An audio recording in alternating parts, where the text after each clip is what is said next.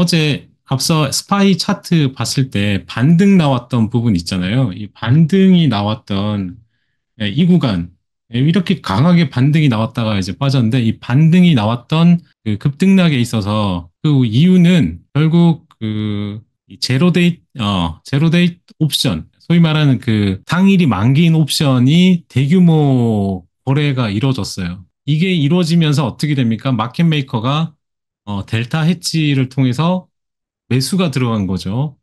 어, 그런 게 이제 갑자기 발생하면서 어, 어제 뭐 저기 엔비디아도 막 많이 빠졌다가 바로 이렇게 빨리 올라왔잖아요.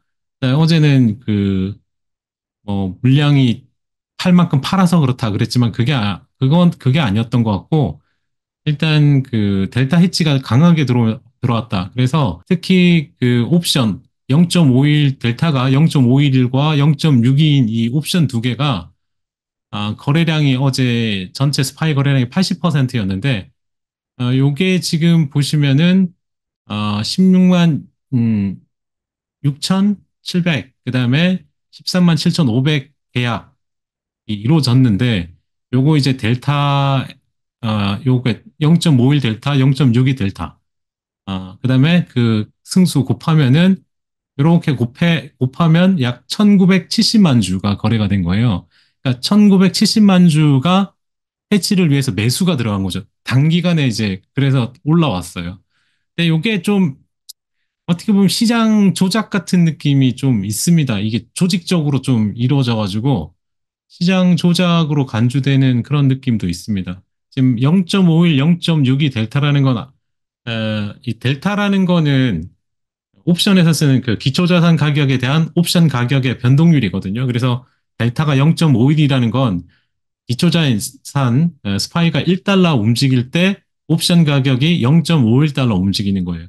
그러니까 기초자산보다 좀 적게 움직이죠. 일단 그 0.6인 0.62만큼 움직이는 거니까. 그렇게 해서 계산하는 거였고, 그렇게 오르다가 갑자기 앞서 봤던, 그, 나토하고 러시아가 딱 그 부분에서 좀 멈춘 건지, 거기서 어떤 거래를, 오늘 이제 아마 그 옵션 만기이다 보니까 이걸 어떻게 또 풀어갈지도, 좀 지켜보면 될 것 같아요. 근데 오늘 또 시장이 오르지 않습니까? 빠졌다가.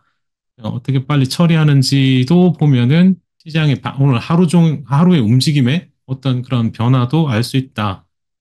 그렇게 좀 보면 될 것 같아요. 근데 이거는 그 간주 델타 뿐이지 그게 뭐 정확하게 알 수는 없어요. 근데 공매도 같은 경우는 옛날에 한번 금지한 게 이건 또 금지까지는 또 안 가는 건데 시장에서는 약간의 야 이거 시장 조작 같은 느낌으로 좀 보는 경향이 있죠. 왜냐하면 어, 옵션으로 움직여서 마켓 메이저 그 메이커가 그걸 따라서 해야 되는 상황으로 이제 몰아가는 거니까 그런 부분입니다. 이건 아니라고 말하는. 이거는 그냥 그렇게 보이는 거지 아예 금지한 건 아니에요. 이거. 옛날 공매도 금지는 있었지만. 자, 그다음 그 시장이 7월에 고점인 경우, 그러니까 현재 시장이 조정을 받다 보니까 이거 고점이고 이제 빠져나가야 되는 게 아니냐 이런 뭐 생각을 할 수 있겠지만 역사적으로 7월이 고점인 경우는 딱 세 번 있었습니다. 세 번 있었고요. 6월은 없었네요. 그만큼 중간에 그 고점 치는 경우는 없는 것 같아요. 참 특이하죠. 7월에 이제 세 번, 8월에 세 번 정도로 적고 보통 고점이 나오는 경우는 연말, 연초 이때죠, 그죠? 12월, 1월 상당히 특이한 흐름입니다. 그래서 고점을 찍는 게 역사상 딱 세 번밖에 없었기 때문에 7월을 고점으로 생각하기보다는 이 대선 끝나고의 어떤 흐름, 이런 걸 좀 보는 게 낫지 않을까. 그렇게 좀 보시면 될 것 같습니다. 자, 그다음 오늘 또 이제 반등의 흐름은 가격대가 51선을 이탈하는 부분도 있었죠. 그죠? 지수가 이렇게 좀 밀려 있다 보니까 상승하는 그 이동평균선에 밀리고, 그다음 여기 이쪽 부분, 이 갭이 발생했던 5,375에서 5,409 요 갭, 이 갭을 살짝 들어왔기 때문에 갭을 거의 메꾼 상황이라고 보면 될 것 같아요. 그래서 이 정도면은 바닥 일단 단기적으로 조정의 1차 조정은 좀 끝난 느낌이 아닌가 이렇게 볼 수 있을 모양입니다. 그래서 오늘 그래서 좀 대체적으로 좀 반등이 좀 나오는 그런 느낌으로 좀 보면 될 것 같고 S&P 500 기준으로도 이렇고요. 그다음에 음, 이 나스닥 QQQ를 봐도 이 QQQ도 지금 이 채널, 그러니까 상승 채널에 지금 중간 채널을 깨고 내려갔지만 하단 채널에는 다인 모습이죠. 그리고 여기도 51선을 깨고 내려와 있는 상태인데 51선은 아직 살아 있어요. 그래서 일단 거기다가 이 장기 추세인 201선이 살아있는 상태에서 이 RSI가 34, 그러니까 34 아래로 내려가면 2022년일 겁니다. 그러니까 여기 이때 보면 지금 여기가 살아있는 구간, 요 살아있는 구간 내에서부터 보면은 201선이 요 구간마다 거의 다 일단 저점 한 번씩 바닥을 치고 올라옵니다. 그래서 지금 어제 기준으로 34 아래로 내려가다 보니까 일단 이 채널 하단에 닿고 RSI도 지금 밤에도권 이렇게 들어가니까 일단은 그 이후에 좀 실적이 괜찮았어요. 그래서 일단 이렇게 200일선이 살아있는데 34 아래로 내려갔을 때 이후로 뭐 3개월 지났을 때는 한 10.9%가 평균 올랐어요. 82% 확률로. 6개월이 지났을 때는 17.1%가 올랐는데 그게 확률이 81%였고요. 그다음 1년, 그러니까 1년 이후에는 22.7%가 올랐습니다. 확률은 80%. 뭐 그렇다고 안 빠진 건 아니에요. 뭐 1.9%가 빠진 적도 있고 4.8%가 빠진 적도 있고 뭐 빠진 적도 있습니다. 근데 확률은 한 80% 이상이었다. 이렇게 보시면 되고요. 네, 앞서 봤던 나스닥 100 같은 경우도 나스닥 100 같은 경우도 지금 보시면 여기 이건 좀 더 크죠, 그죠? 여기 이제 100일선이라고 되어 있는데 여기도 이제 갭을 여기 6월 초 상승했던 이 갭을 거의 메꾸는 모습입니다. 그러니까 갭 테스트가 있는 부분이죠. 이렇게 해서 1차 하락을 좀 마무리하는 게 아닌가 이렇게 좀 볼 수 있을 것 같고 러셀 2000을 지금 보시면 러셀 2000을 이 스파이로 나눈 값인데 그게 지금 계속 하락 추세를 보이다가 이게 대략 한 3년 반 동안 이 3년 반 동안의 큰 하락 추세였죠. 그러니까 상대적으로 S&P 500보다 성과가 계속 저조했어요. 저조하다가 이번에 3.5년 추세를 돌파하는 그런 모습을 강하게 돌파했죠, 지금. 보시면. 강하게 돌파하는 모습을 보여서 일단 러셀 2000 쪽은 강할 수밖에 없는 상황으로 지금 가고 있어요. 전체적으로. 계속 탐리도 계속 언급을 하고 향후 15%더 올라갈 수 있다.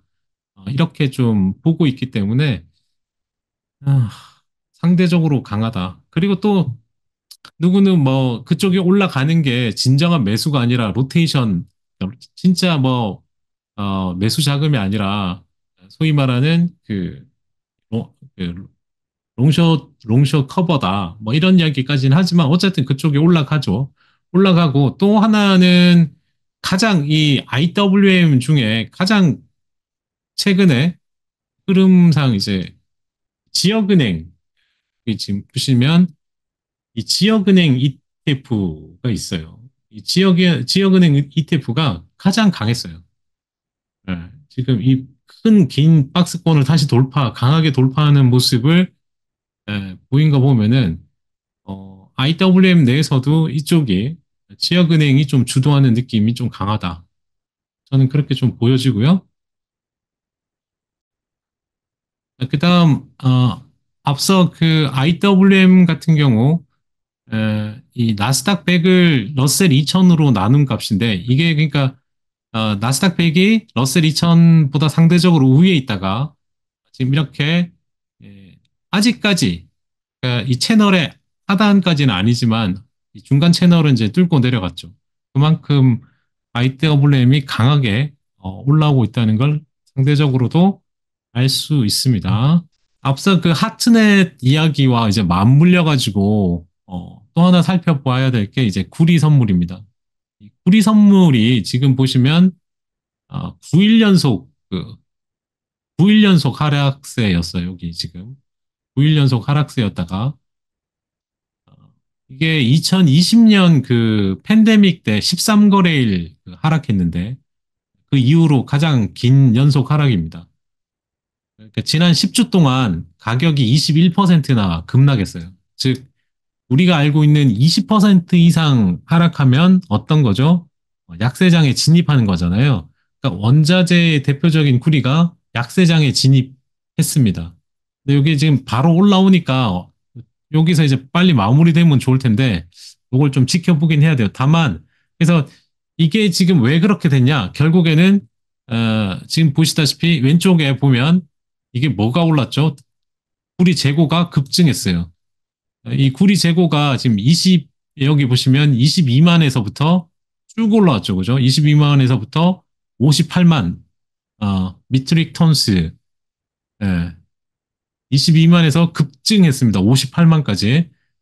이게 지금, 상당히 여기 보니 20년 요때보다 그 이후로 최고 수준이죠. 2분기 요때보다. 그래서 구리 재고가 이렇게 높았고, 그러다 보니까 변동성이 크게 올랐어요. 예, 그러다 보니까, 그러면 왜 이렇게 됐냐? 글로벌 그 전체 재고가 이제 급증한 데는 아마 가장 큰 역할을 한 건 이제 중국일 거라고 생각이 듭니다. 네. 중국이라고 생각이 들어요. 일단 그만큼 재고가 쌓인 건 수요가 그만큼 모자랐다는 뜻이니까, 그렇게 보이는데, 그러면 이게 의미하는 바는 뭐냐? 아, 자, 이 그림 보시면, 에, 여기 이제 0을 기준으로 해서 여기 이게 이제 데이니까 여기가 이제 그 소위 말하는 리세션이 시작되는 시기고요. 그러면 여기 리세션 시작되기 전, 경기 침체 전, 경기 침체 이후입니다. 어, 자, 여기 보시면 그럼 X축이 그렇고 Y축은 뭐 그 이걸 100으로 그 정규화된 블룸버그 원자재 지수를 나타내는 거고요. 여기 불황이 시작되기 전에, 저기 이제 불황이 이제 그 리세션 전에, 원자재의 매도세가 촉발되는 거예요. 이렇게. 매도세가 촉발되고, 그 다음에, 경기 침체가 시작될 무렵부터는 어떻게 됩니까? 약간 횡보하는 느낌으로 가죠. 그죠? 그 다음에 이게 안정화가 기저가 이렇게 되고 나서부터 어떻게 돼요? 경기 침체가 계속 진행될수록 오히려 원자재가 이제 올라가기 시작합니다. 그 말은 그 경기 침체가 지속됨에도 불구하고 경기 회복에 대한 기대감 아니면 뭐 이 통화 정책 완화에 대한 기대 이런 게 이제 작용되니까 먼저 움직이는다는 거죠. 그러면 바로 이렇게 된다는 뜻이 아니라 요 구간인지를 살펴보자는 거예요. 지켜보자는 거예요.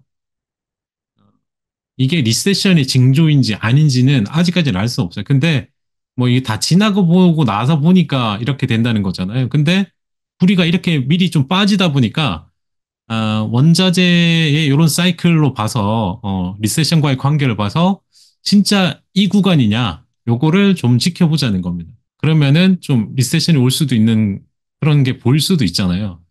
그래서 지금 더들리도 그렇고 빨리 금리 인하를 해야 된다. 예방적으로. 뭐 그 이야기를 하는 것도 무슨 징조들이 좀 나타나는 게 아닌가 할 수도 있다는 거죠. 네, 그런 거를 좀 보시면 될 것 같고요.